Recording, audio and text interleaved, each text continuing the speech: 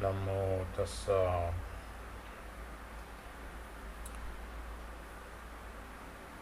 Now I want to talk a little bit again about one major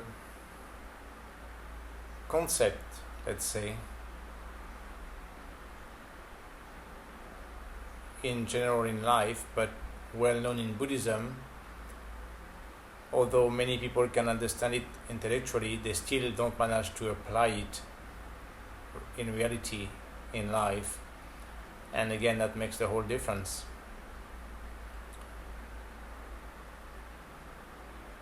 It goes back to some text from Osho that I posted today, but basically the text in general says that you should free yourself from the compulsive emotional reactions. The general point is that you have to understand that you are responsible for your feelings. So because you are responsible for your reactions to whatever happens. It's always easy, and that's what most people do. Again, actually relating to the video I just made before, that people don't like to be challenged too much, and they don't like to have to be made to think too much or reflect. So they like to have things their way, easy, and that's exactly definition of the first noble truth of suffering. So people always like to blame, feel sorry for themselves and blame others and blame life, the situation, for how they feel. And that's the biggest mistake, of course. That's exactly what ignorance is. And that's why people suffer out of ignorance, because life is life. But if you complain about life the way it is, then you are an ignorant person, and then you are bound to suffer. The wisdom of Buddhism is understanding that point, and that you are actually responsible for your feelings, for your reactions. And if you start to master your mind, then you will master that, control that, and then you will have a peaceful life, and you will erase that suffering. So, just like Osho said, how many times in your life have you become upset, right? Angry, sad, or fearful? And the conscious mind gives you an instant justification for that emotion. He did that to me, or she did that to me, or they did that, or this situation happened. You know this routine so well, right? Because it just keeps recurring. That's exactly life. The reality is that this current upsetting event is just a trigger that is aggravating an old wound. And that's the point again. Everything is all about that. It's psychology and all the tension inside the mind and the body. And that is why there is always another upset. But there is always the same reaction. Anger, sadness, fear, whatever. Again, life is life. And life will always expose you to challenges, to uncomfortable situations, to situation that makes you have to really process what's going on. And the real wound is an energetic knot buried in our unconscious, and it is reflected in our chakras or energy bodies. And that is actually the real truth. Again, one aspect of the teachings is that, it's all start in the mind, and there is mind and body. As I actually wrote a little quote today that got inspired by that, and where I say that, of course, the whole idea of Buddhism is that there is no real solid, consistent self, and you are just energy that is shaped into form. And So first there is the mind energy, and it helps sustain that whole body thing. But at the same time, if you can go deeper and deeper in meditation, you will become aware of that in Vipassana practice itself, where you supposedly somewhat scan your body. At some point, if you do it the proper way and you're already in a good state of concentration, you will feel those knots, and those knots, physical knots in the body, will pop up and dissolve. And that's exactly confirming that you're doing the proper thing. But mental issues and trauma from the past and everything creates physical consequences as tension point, knots, or even bigger problems, to chronic diseases, to many things.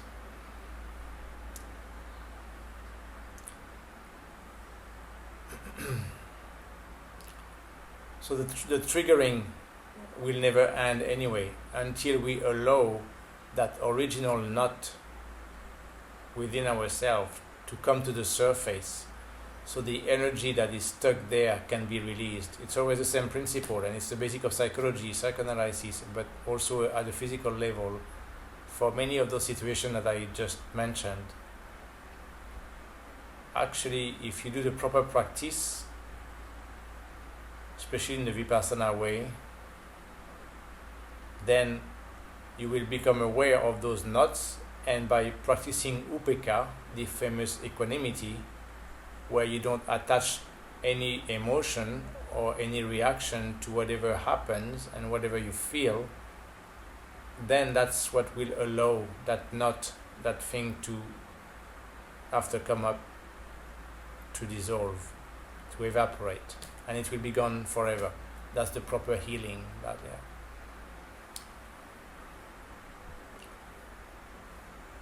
So, like he says, that abnormal, that repressed unconscious is like a volcano, right? And it goes on disturbing your life, it goes on disturbing your perceptions, it goes on disturbing everything. It's a poison, of course, a source of poison that has to be released to make you feel at home with yourself. So again, that's a good description. Just like, there are many metaphors and can be described different ways. What people do most of the time with trauma and issues and problems that they don't want to face, of course, and they would rather avoid, is like sweeping under the rug, right? It's under the rug, it's still there, except that it's out of sight, so you like to believe that you forgot about it, except that it's controlling you in a sneakier way because you are less conscious of that. Always the same. So any things that are repressed instead of dealt with are still there, but they still control you in a worse way because it's more unconscious, and they will just flare up anyway with the right trigger. So, and it can be years sometimes, and you think you forgot about it. And that's why sometimes when I have session with some people and they tell me, I don't want to talk about that, or I thought I had forgotten about that, and now you make me talk about this. Yes, you thought you had forgotten. No. And I can see exactly that the behavior of these people is still controlled by those old wounds, old traumas, except that they think they have forgotten about it. So they are just less conscious about it. But they still have these unsettled energies and emotions and reactions and same triggers anyway. So that's the whole idea of first accepting to deal with those things properly, face them, bring them up to the surface, deal with them properly, and at the same time stop being big babies again to try to complain and whine, feel sorry for oneself, the self-pity of trying to blame others and trying to blame life or society or whatever for how you feel and your own emotions and reactions. You are 100% responsible for how you feel, because there is that filter in between. Let's call it like the mind, the brain that way. And in Buddhism, it has actually five steps, the 5 khandhas. I mentioned that in another video. You can read about it, and only if you practice meditation very seriously and you go deeper in concentration, hopefully for you, you can reach one day that stage where you can become aware of each khandha, each step, process of the mind for anything that happens outside or in your own mind with the 5 senses, the 6 senses. Then you will understand. If you reach that level where you are actually becoming aware of the 5 khandhas, each separately, and how it works, then you are very, very high level, and that usually would bring you at the real panya, the real wisdom of Buddhism, of true awareness of your own nature as a human, and thus after that real peaceful mind, and usually no more tensions, no more trauma inside when you become that aware. And so of course, again back to the point, compared to people always having emotions, reactions, and feeling sorry for themselves and wanting to blame something else. That's in one way why, sometimes Buddhism is summed up as saying, as the first noble truth, that life is suffering, because life, as a constantly changing existence, is always full of triggers. There's always something that will trigger you one way or the other. Again, you think of yourself as that self with your habits, what you like, what you don't like, what you want, what you don't want. So there will always be something that happens in life that will trigger you, compared to your old wounds, old karma, old trauma. So as long as you don't have control of your mind, it will react to any trigger, and you will keep suffering, right? But the day that you can have control of that mind in a way that you don't react instantly, condition reflex again, like a Pavlovian dogs, the moment that you have learned not to react instantly and consciously, but rather that you have developed some awareness and learned to take some distance to see what's going on, and thus control your reaction. There is some quote online about that also. Between stimulus and reaction, there is a space. And yes, it's the 5 khandhas.